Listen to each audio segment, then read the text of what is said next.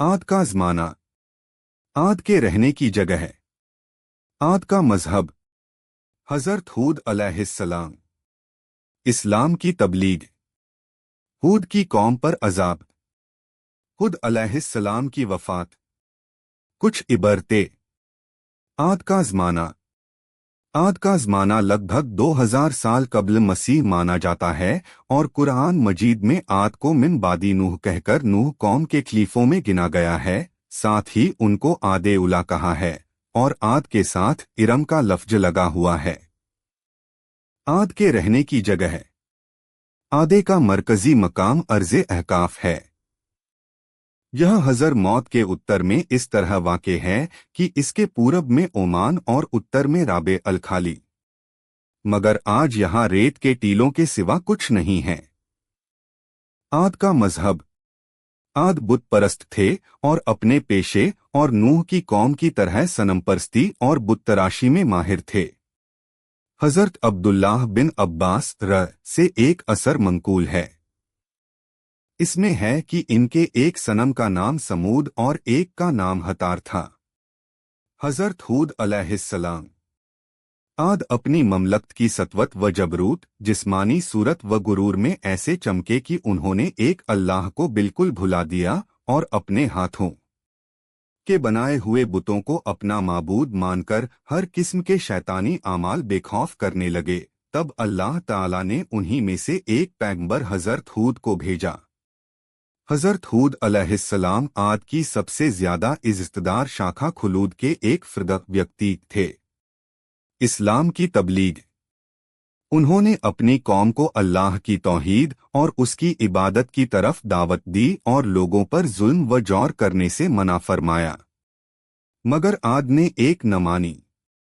उनको सख्ती के साथ झुठलाया और गुरूर और घमंड के साथ कहने लगे, हम में से ज्यादा कौन है कुव्वत में आगे। हामीन सजदा 41। आज दुनिया में हमसे ज्यादा शौकत व जबरूत का कौन मालिक है। मगर हज़रत हूद अलैहिस्सलाम लगातार इस्लाम की तबलीग में लगे रहे।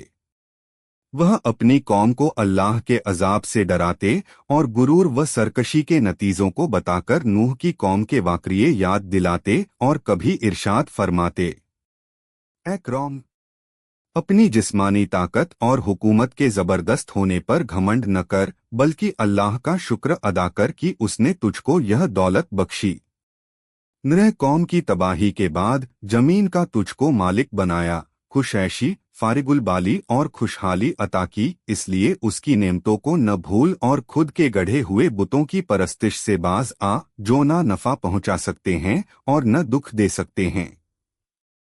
मौत व जिंदगी, नफा नुकसान सब एक अल्लाह ही के हाथ में है।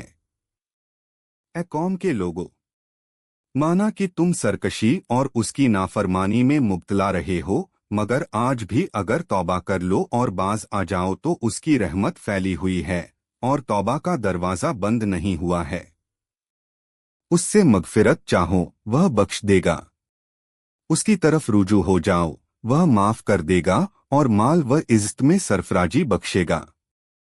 आद को हज़रत हूद अलैहिस्सलाम की ये नसीहतें बहुत गई गुजरती थीं और वे यह नहीं सह सकते थे कि उनके ख्यालों, उनके अकीदों और उनके कामों गर्ज यह कि उनके इरादों में कोई आदमी रुकावट पैदा करें, उनके लिए मेहरबान नसीहत करने वाला बने। इसलिए अब उन्होंने यह रवैया अपनाया कि हज़रत खिद अलैहिस्सलाम का मजाक उड़ाया, उनको बेवकूफ समझा और उनकी मासूमियत भरी हक वाली सच्चाइयों की तमाम यकीनी दलीलों और मिसालों को झुठलाना शुरू कर दिया और कहने लगे, ऐ हुद, तू हमारे पास एक दलील भी न लाया और तेरे कहने पे हम अपने खुदाओं को छोड़ने वाले नहीं और न हम तुझ पर ईमान लाने वाले हैं।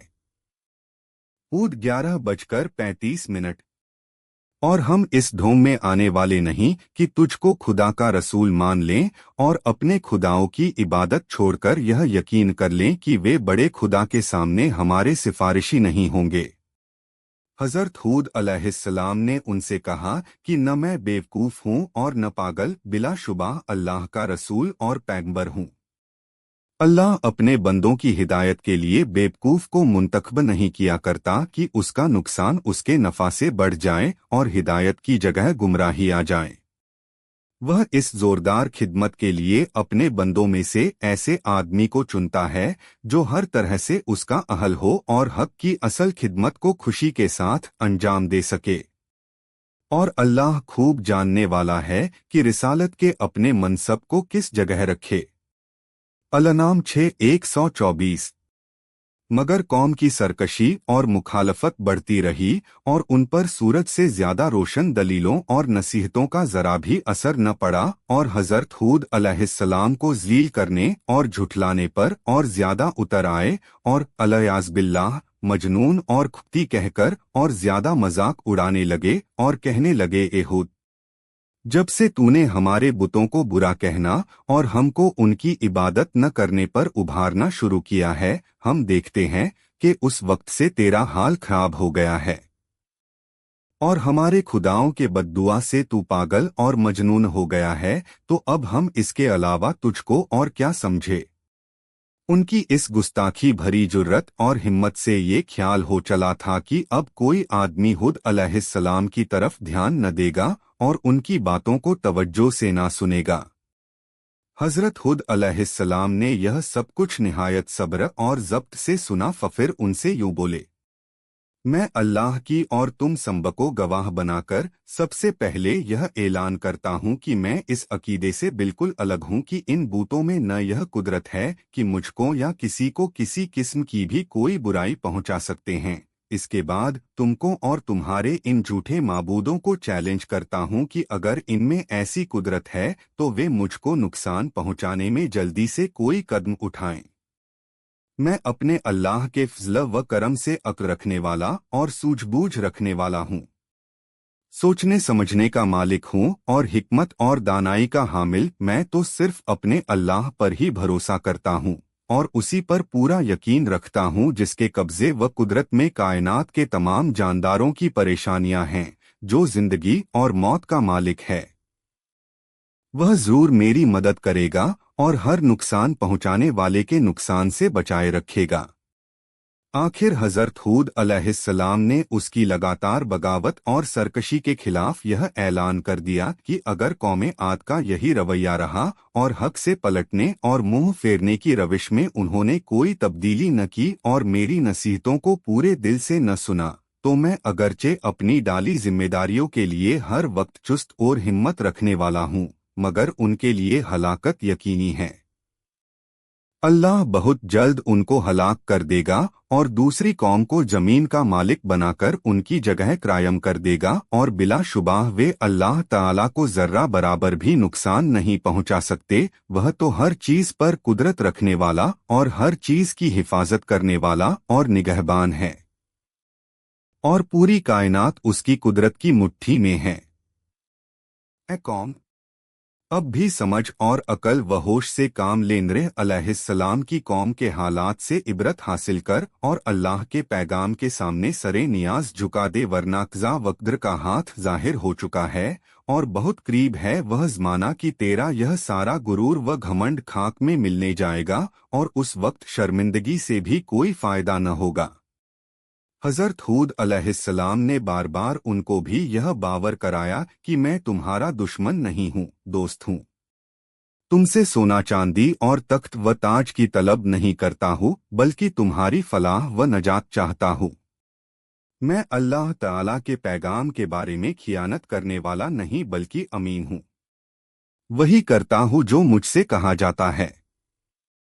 جو کچھ کہتا ہوں قوم کی سعادت اور حال و مال کی بھلائی کے لیے کہتا ہوں، بلکہ دائمی و سرمدی نجات کے لیے کہتا ہوں۔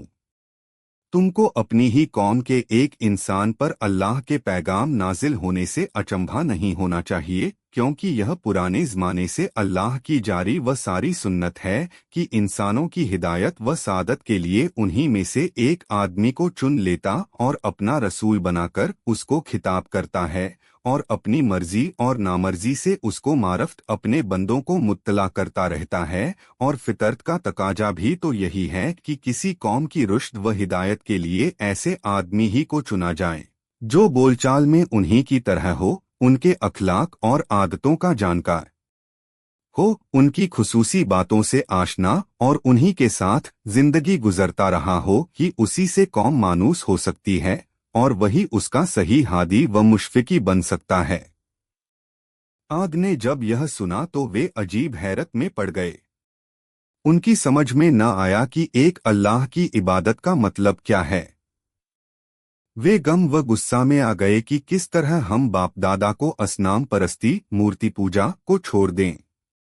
यह तो हमारी और हमारे बाप दाद की सख्त तौहीन है।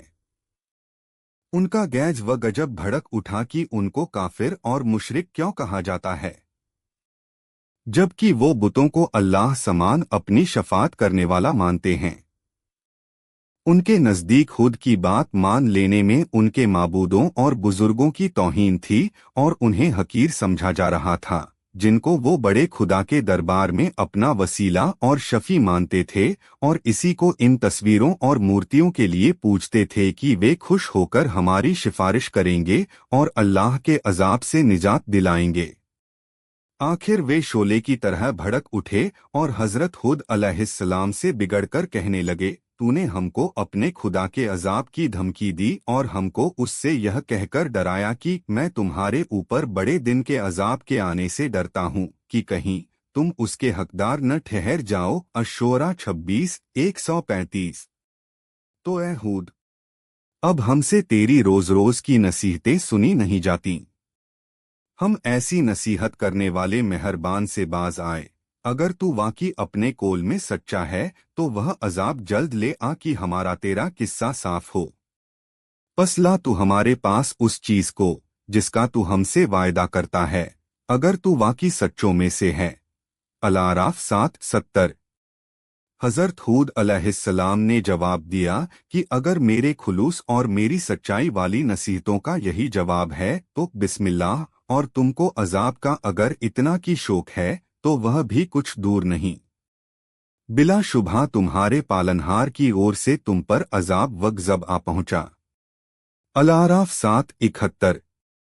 क्या तुम मुझसे उन मनगढ़ंत नामों बुतों के बारे में झगड़ते हो जिनको तुमने और तुम्हारे बाप दादों ने गढ़ लिया है कि जिसके बारे में तुम्हारे पास खुदा की कोई हुज्जत नहीं।